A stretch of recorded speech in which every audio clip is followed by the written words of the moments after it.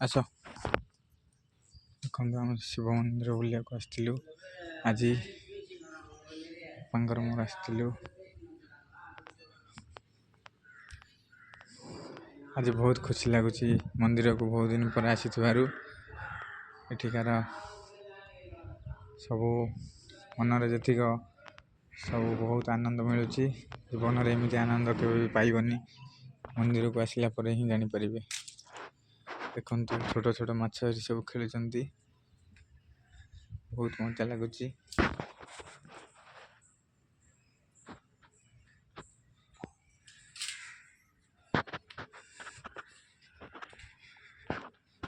ମନ୍ଦିରକୁ ଆସିଲେ କେତେ ଶାନ୍ତି ଲାଗେ।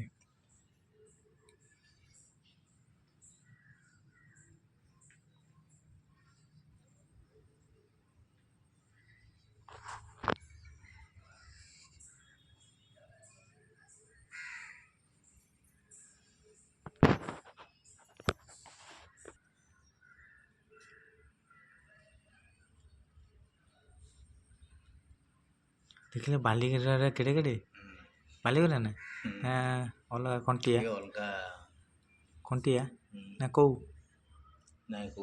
କହୁନ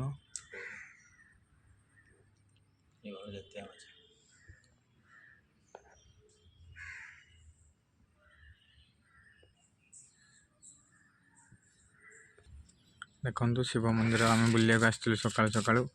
ବହୁତ ଖୁସି ଲାଗୁଛି ଆଜି ଆସିଲେ ମନ୍ଦିର।